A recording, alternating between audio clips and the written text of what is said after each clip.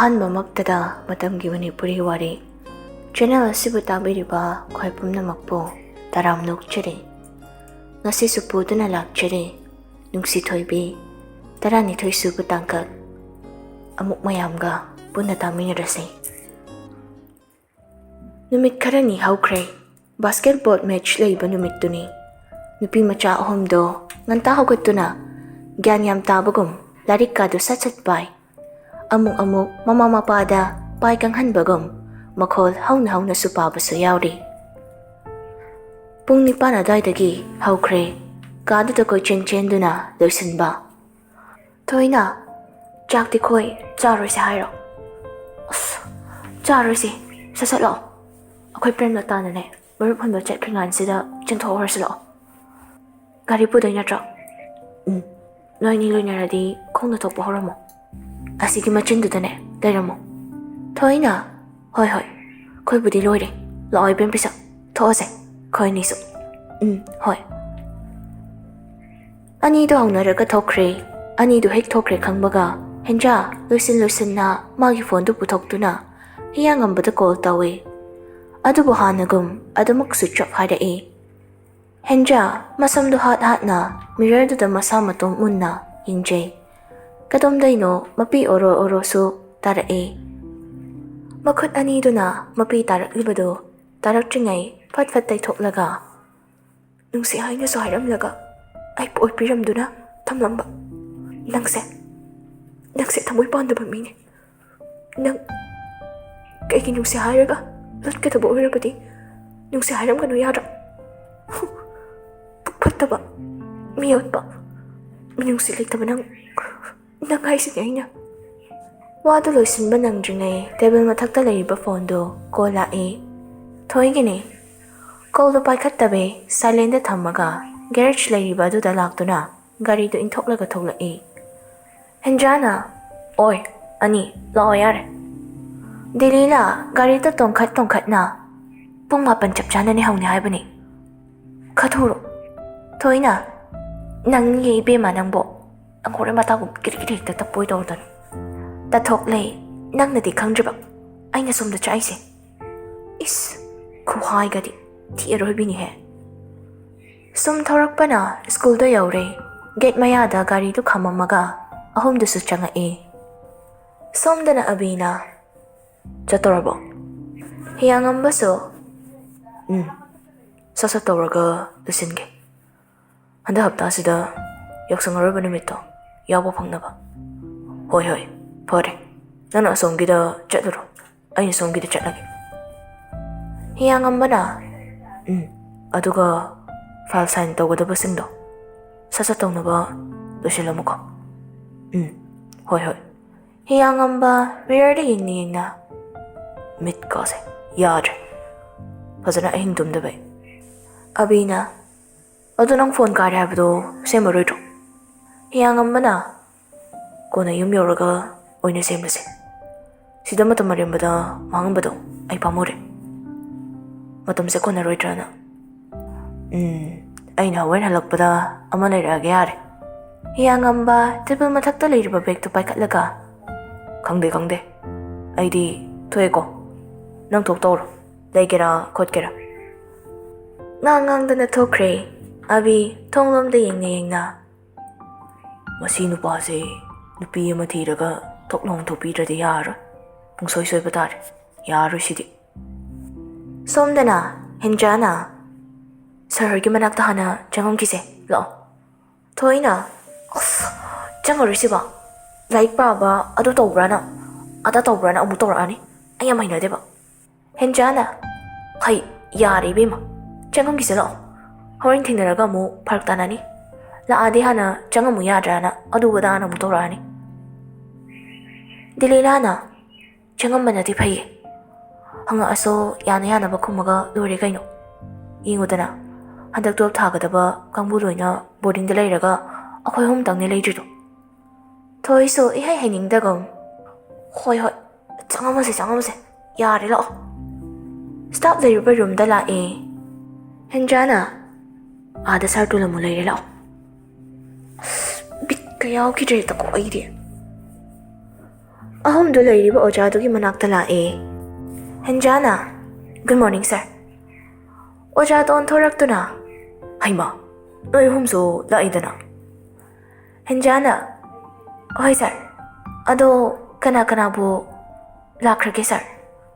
ꯑꯣꯖꯥꯗꯨꯅ, "ꯑꯁꯣꯝ ꯂꯝꯄꯥꯛꯂꯣꯝꯗ ꯂꯣꯏꯅ ꯂꯩꯔꯝꯂꯅꯤ. ꯑꯗꯣ ꯉꯥꯏꯈꯣ, ꯅꯣꯏ ꯑꯍꯨꯝ ꯑꯁꯣꯝ ꯗ꯭ꯔꯦꯁꯤꯡ ꯔꯨꯝꯗ ꯆꯪꯉꯒꯅꯦ, ꯍꯣꯔꯦꯟ ꯃꯦꯠꯁꯇ ꯁꯥꯟꯅꯒꯗꯕ ꯁꯤꯡꯅ ꯁꯦꯠꯀꯗꯕ ꯌꯨꯅꯤꯐꯣꯔꯝꯗꯣ ꯅꯣꯏ ꯈꯔ ꯑꯦꯔꯦꯟꯖ ꯇꯧꯔꯝꯃꯨ. ꯑꯇꯩ ꯂꯩꯔꯤꯕꯁꯤꯡꯗ ꯍꯥꯏꯒꯗꯕꯗꯣ ꯒ꯭ꯌꯥꯟ ꯇꯥꯔꯔꯣꯏꯕ." ꯊꯣꯏꯁꯨ ꯃꯨꯔꯨꯝ ꯁꯣꯜꯂꯛꯑꯦ. "ꯑꯩꯈꯣꯏ ꯁꯛꯁꯦ ꯎꯕ ꯌꯥꯗ꯭ꯔꯕ ꯈꯪꯗꯦ. ꯑꯣꯖꯥꯅꯦꯅ ꯄꯥꯈꯣꯟ ꯁꯤꯛꯇꯣꯏꯒꯤ ꯍꯦꯛꯇ ꯉꯥꯏꯗꯅ ꯑꯗꯨꯝ ꯂꯩꯅꯦꯕ." ꯗꯦꯂꯤꯂꯥꯅ, "ꯇꯨꯃꯤꯟ ꯂꯩꯌꯨꯀꯣ, ꯇꯥꯅꯤ." ꯍꯦꯟꯖꯥꯗ ꯎꯄꯥꯏ ꯂꯩꯇ, "ꯍꯣꯏ ꯁꯥꯔ." ꯐꯔꯦ. ꯑꯩ ꯑꯁꯣꯝꯗ ꯀꯩꯀꯩ ꯋꯥꯠꯂꯤꯒꯦ ꯌꯦꯡꯉꯨꯈꯤꯒꯦ. ꯅꯣꯏ ꯑꯍꯨꯝꯁꯨ ꯑꯁꯣꯝꯗ ꯆꯪꯉꯝꯃꯨꯀꯣ." ꯑꯣꯖꯥꯗꯨꯁꯨ ꯉꯥꯡꯗꯅ ꯆꯠꯈ꯭ꯔꯦ. ꯍꯦꯟꯖꯥꯅ, "ꯎꯏꯂꯣꯡꯒꯤ ꯑꯣꯖꯥ, ꯎꯏꯂꯣꯡꯒꯤ ꯃꯦꯠꯆ ꯍꯥꯏꯁꯤꯅꯤ ꯑꯩꯗꯤ." ꯊꯣꯏꯅ, "ꯌꯨꯝꯍꯜꯂꯁꯤꯕ." ꯗꯦꯂꯤꯂꯥꯅ, "ꯅꯣꯏꯁꯤꯗꯤꯕꯀꯣ, ꯂꯥꯛꯅꯤꯅ ꯂꯥꯛꯑꯒ." ꯍꯦꯟꯖꯥꯅ, "ꯍꯣꯏꯁꯦ, ꯆꯠꯂꯣ, ꯗ꯭ꯔꯦꯁꯤꯡ ꯔꯨꯝꯗ." ꯊꯣꯏꯅ, "ꯃꯤꯠ ꯅꯥ ꯁꯤꯡꯉꯨꯀꯣ.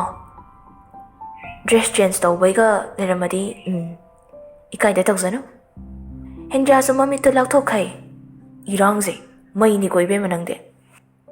ꯗ꯭ꯔꯦꯁꯤꯡ ꯔꯨꯝꯗ ꯆꯪꯉꯛꯑꯒ ꯑꯍꯨꯝꯗꯨ ꯂꯩꯔꯤꯕ ꯗ꯭ꯔꯦꯁꯁꯤꯡꯗꯨ ꯆꯦꯛ ꯇꯧꯋꯦ. ꯁꯣꯝꯗ ꯂꯨꯀꯥꯁ ꯒꯦꯠꯇ ꯒꯥꯔꯤ ꯈꯥꯝꯃꯝꯗꯨꯅ ꯐꯣꯟ ꯋꯥꯔꯤ ꯁꯥꯗꯅ ꯆꯪꯉꯛꯑꯦ. "ꯑꯥꯔꯀꯦꯗꯤ ꯂꯩꯇ꯭ꯔꯣ?"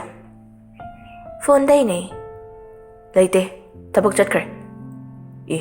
"ꯅꯪꯅ ꯀꯩꯗꯧꯔꯤꯕ?" "ꯑꯩꯅ ꯅꯪꯒ ꯋꯥꯔꯤ ꯁꯥꯔꯤ." "ꯑꯗꯣ ꯃꯦꯠꯁꯇꯣ ꯉꯁꯤ ꯅꯠꯇ꯭ꯔꯣ?" "ꯃꯥꯅꯦ."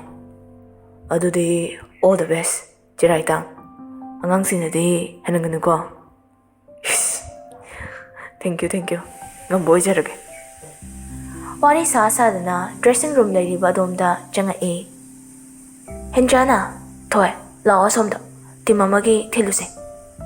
ꯊꯣꯏꯅ, "ꯍꯣꯏ." ꯗꯦꯂꯤꯂꯥꯁꯨ ꯉꯛꯅ, "ꯀꯩꯅꯣ ꯑꯩꯗꯤ?" "ꯅꯪ ꯂꯩꯔꯝꯃꯣ, ꯐꯠ ꯂꯥꯛꯀꯦ." "ꯀꯨꯏꯔꯛꯀꯅꯨꯀꯣ, ꯏꯊꯟ ꯂꯩꯕ ꯇꯜꯂꯦꯕ." "ꯍꯣꯏ, ꯂꯩꯔꯝꯃꯣ, ꯉꯥꯏꯍꯥꯛꯇꯪꯅꯦꯕ." ꯊꯣꯏꯒ ꯍꯦꯟꯖꯥꯒꯗꯣ ꯊꯪꯅꯅ ꯂꯩꯔꯤꯕ ꯔꯨꯝꯗꯨꯗ ꯆꯠꯈ꯭ꯔꯦ. ꯗꯦꯂꯤꯂꯥꯗꯣ ꯐꯨꯔꯤꯠꯁꯤꯡꯗꯨ ꯂꯣꯏꯁꯤꯟꯅ ꯇꯞꯅ ꯃꯆꯤꯟꯗ ꯁꯨꯔ ꯇꯥꯕꯣꯏ ꯇꯥꯗꯕꯣꯏ ꯏꯁꯩ ꯑꯃ ꯉꯪꯂꯛꯑꯦ. "ꯄꯪꯁꯤꯟꯅꯕ ꯍꯥꯟꯅ ꯍꯥꯞꯄꯤ ꯅꯨꯡꯁꯤꯅ ꯇꯧꯗꯣ, ꯃꯤꯉꯣꯟ ꯑꯣꯏꯕ ꯊꯃꯣꯏꯁꯦ ꯀꯌꯥꯗ ꯋꯥꯍꯜꯂꯕ, ꯌꯦꯡꯁꯤꯟꯅꯗ ꯇꯨꯃꯤꯟ ꯎꯔꯁꯤꯟꯅꯗ ꯅꯪꯅ ꯃꯤꯀꯨꯞ ꯈꯨꯗꯤꯡ ꯑꯩꯕꯨ." ꯑꯕꯤꯒ ꯐꯣꯟꯗ ꯋꯥꯔꯤ ꯁꯥꯗꯅ ꯆꯪꯉꯛꯄ ꯅꯨꯄꯥꯗꯣ ꯆꯞ ꯂꯦꯞꯈ꯭ꯔꯦ. ꯗꯦꯂꯤꯂꯥꯗꯣ ꯃꯤ ꯆꯪꯉꯛꯏ ꯍꯥꯏꯕ ꯈꯪꯕ ꯅꯠꯇꯦ. ꯃꯥꯒꯤ ꯊꯣꯛꯄ ꯑꯃ ꯇꯧꯗꯨꯅ ꯐꯤꯁꯤꯡꯗꯣ ꯂꯣꯏꯁꯤꯜꯂꯤ. ꯂꯨꯀꯥꯁꯁꯨ ꯃꯤꯅꯤꯠ ꯑꯃꯔꯣꯝꯗꯤ ꯆꯞ ꯂꯦꯞꯇꯨꯅ ꯂꯩ. ꯑꯗꯨꯒ ꯃꯅꯥꯛꯅꯗ ꯆꯪꯁꯤꯜꯂꯛꯇꯨꯅ ꯇꯞꯅ, "ꯀꯅꯥꯗ ꯅꯨꯡꯁꯤ ꯍꯥꯏꯅ ꯐꯣꯡꯗꯣꯛꯇꯣꯏꯅꯣꯅꯦ?" ꯗꯦꯂꯤꯂꯥꯗꯣ ꯈꯪꯄ꯭ꯔꯦꯛ ꯈꯪꯅ ꯃꯅꯤꯡꯗ ꯈꯪꯑꯣꯟ ꯑꯣꯟꯊꯣꯔꯛꯏ. "ꯏꯃꯥ!" ꯂꯨꯀꯥꯁꯁꯨ ꯈꯔ ꯅꯣꯟꯊꯔꯞ ꯇꯧꯅ ꯂꯩꯔꯝꯕꯅ ꯃꯅꯤꯡ ꯈꯪꯍꯣꯟ ꯑꯣꯟꯊꯣꯔꯛꯏꯕ ꯗꯦꯂꯤꯂꯥꯒ ꯃꯀꯣꯛꯇꯣ ꯈꯪꯇꯦꯡ ꯍꯦꯛ ꯊꯤꯡꯖꯤꯟꯅꯩ. ꯗꯦꯂꯤꯂꯥꯅ, "ꯑꯌꯣ ꯃꯥ, ꯅꯥꯏꯌꯦ ꯍꯤꯡꯆꯥꯕ." ꯂꯨꯀꯥꯁꯁꯨ ꯃꯈꯨꯠꯇꯨꯅ ꯃꯀꯣꯛꯇꯨ ꯅꯥꯜꯂꯤ. ꯅꯣꯟꯊꯔꯝꯕꯗꯣ ꯍꯧꯒꯠꯇꯨꯅ, "ꯅꯀꯣꯛꯇꯨꯕꯨ ꯀꯩꯅ ꯁꯥꯔꯛꯀꯦ ꯅꯪꯕꯨ?" ꯗꯦꯂꯤꯂꯥꯁꯨ ꯐꯩꯅ ꯌꯦꯡꯉꯒ, "ꯀꯀꯥꯅꯗꯤ ꯀꯅꯥꯅ ꯅꯛꯅ ꯂꯩꯔꯝꯃꯣ ꯍꯥꯏꯒꯦ?" ꯂꯨꯀꯥꯁ ꯑꯅꯥꯕ ꯀꯥꯎꯈ꯭ꯔꯦ. ꯀꯀꯥꯒ ꯀꯧꯔꯛꯄꯗꯨꯗꯗꯤ ꯃꯃꯤꯠ ꯂꯥꯎꯊꯣꯛꯈꯩ. "ꯀꯔꯤ ꯍꯥꯏꯕ? ꯀꯀꯥꯕ ꯍꯧꯖꯤꯛꯀꯤꯗꯣ?" ꯗꯦꯂꯤꯂꯥꯅ, "ꯀꯩꯅꯣ ꯌꯥꯝ ꯉꯛꯏꯗꯨꯕꯣ? ꯆꯍꯤꯗꯤ ꯑꯩꯉꯣꯟꯗꯩ 8 ꯍꯜꯂꯒ, ꯁꯦ, ꯅꯣꯏꯒꯤ ꯇꯤꯝꯒꯤ ꯇꯤ-ꯁꯥꯔꯠ ꯁꯤꯗ ꯂꯩꯔꯦ. ꯈꯣꯡꯒ꯭ꯔꯥꯎꯗꯤ ꯃꯣꯏ ꯑꯁꯣꯝꯅ ꯄꯤꯔꯝꯃꯅꯤ. ꯑꯩ ꯊꯣꯛꯈ꯭ꯔꯒꯦ. ꯅꯣꯏꯒꯤ ꯇꯤꯝꯒꯤꯗꯤ ꯌꯦꯡꯁꯤꯜꯂꯣ." ꯋꯥꯍꯩꯁꯦ ꯍꯥꯏꯕꯒ ꯃꯈꯣꯡꯗꯨ ꯊꯥꯡꯗꯨꯅ ꯆꯠꯄ ꯍꯧꯒꯦ ꯍꯦꯛ ꯇꯧꯕꯒ ꯂꯨꯀꯥꯁꯅ ꯃꯈꯨꯠꯇꯨ ꯈꯪꯐꯥ ꯐꯥꯔꯛꯏ. ꯗꯦꯂꯤꯂꯥꯁꯨ ꯆꯠꯀꯦ ꯇꯧꯔꯝꯕꯗꯣ ꯂꯦꯞꯇꯨꯅ ꯇꯤꯡꯉꯛ Kaino? Lucassu gyan khangta tai. Paramba makutto thadokduna. Oh, nate da, kaisu nate. Wahayse hairaga tafam khangdagay machinban anido chiksinaduna manatonda hotlaga khangi. Lucas thokribaduda yenglaga makutto amuk masa matomta thangattuna yengjaraga nokfet tawna lepna. Gyan ga tadeda. Amuk thainabada angang pitrusina sumsum leisambi pharambasida. Wakhalse control tawba ngamaroige hek taweba. Asomda line da leiriba phone dudagi abi makyat segai khailaura'i. Sakmathi natu goinabadu taw haina line da sumthamniro. Phone da loudspeaker thadraba makso mathanta leibaga oibaga. Kadu ichik chikpani laurakpaduda adum hauna tare. Lucassu gyan khangta tai. Phone do manakong mayada thamduna. Mina lumen sawi haidi nangsu kok phone do thambayada. Abina acha mana goina chum chajul eiwani. Lucassu yam kakna thamoyare. Abina kakagaina hayo nasaktuga bu phanam chanarine. Kaka o kakao nungsipa. Lucassu khoido saugatna phone do fat kakthali machindana. Angang aman hek namdana aise chophaleba. Somdana derila do urum sodaga tholai. Aidana chaagal hibe yabra. Nang sukara chaktongni. Nungsi sukang. Nungsi dre sukang. Khangna balai sukang. Khangna balai de sukang. Ai busum chakhandana ga lairadana. Koi tanik tanahange. Lina uchita na badawna hojik ay natorokpada yingobana. Chatlambada amuk chat leplega. Anido na mo kaya kharzano. Sanare mapi loisin na. Moy pabwa. Loisin biro. Ay bo imo uningemi. Ningthem na. Mama. Oini oiroi su khangde. Yamma khelang nuko. Karigi oiroi duno. Nachanu pa phange khangnaba leite. Sengna khume. Nupi machadusu angang oiri. Adugumba kaisu leiramoy. Ngali kansida ko akhoigidi sasat haihoba sasat yana hoba sida leiriba. Ningthem su sor sound hondoklaga. Nupi pharak tabi ama laurubadagi matha saidako. Sanare so handakti taraba male. Mapuroibada mamitu khani inglaga. Moy pabung leibi hauro. Lakpiranu. Ay anga ama tawragane adum chachakhage. Ningthem magi nupi da yenglaga.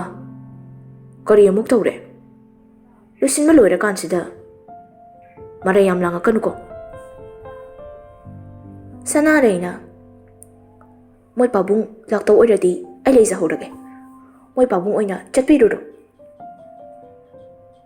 Ningthem su khoi sauna na sor mapi ama hondoklaga magi nupi da yenglaga gamgam thokre. Sanareina tawja saise. Wahayse haiduna phamong machidudagi hawgatlaga makhada kumna e. Santos ubada. Hay Santos. How imasi. Gari mamay layo.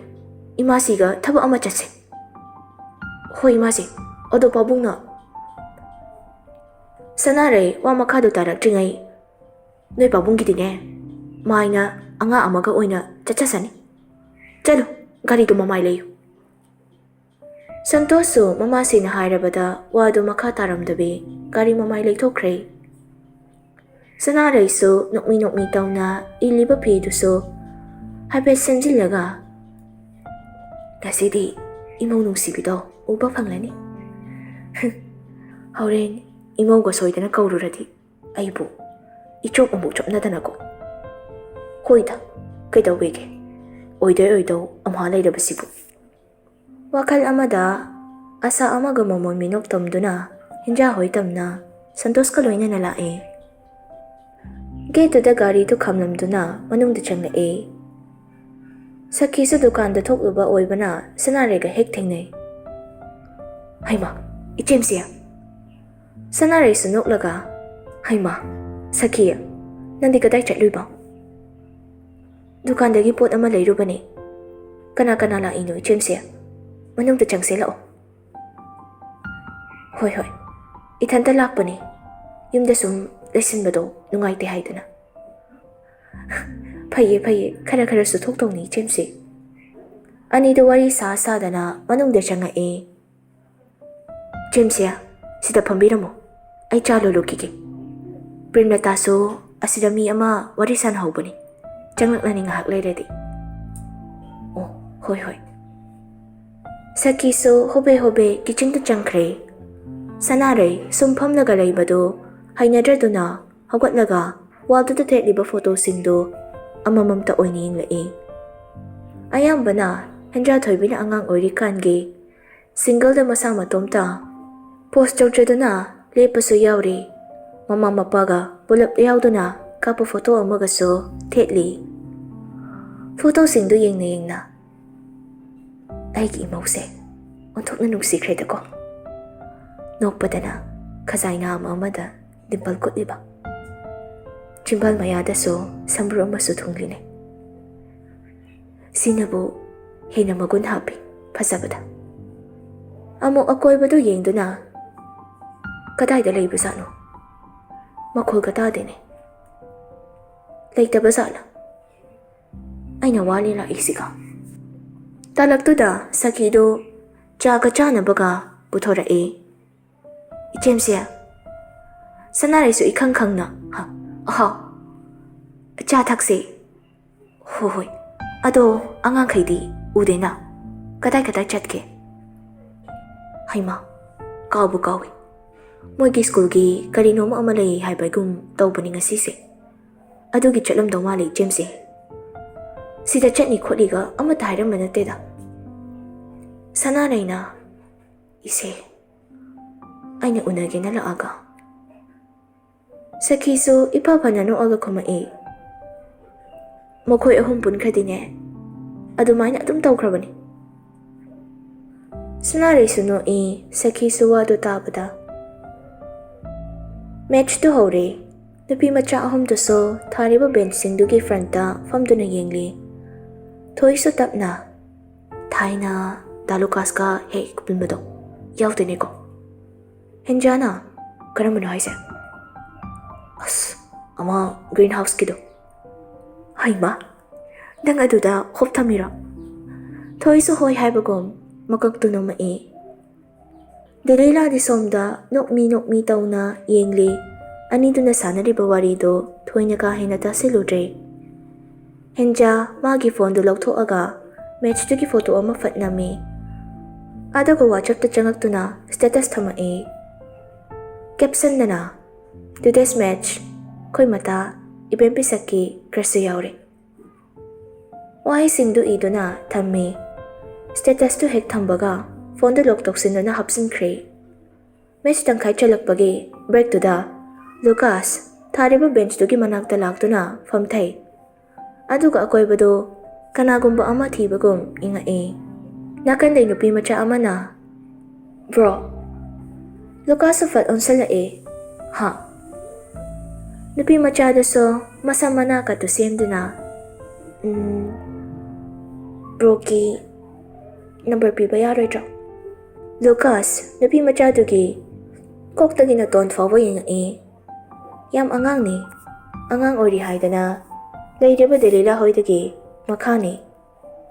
Tap na amukso. Kay gino. Sum pawpaw na si Haige daw ni. Ado yaroy traba. Why si Haida na Lucas kinakanda git hekta famdara e. Somda na nga saydagi. Taw na riba singdo mamit kani yung liba. Delilado may haure. Makot to so amok break tek to na kangi. Kaya da daw ngami ba angang no ba. Yengo na ese. Ay faw somda chak na lady. Ado ko mana manak ta hekta famsilimi.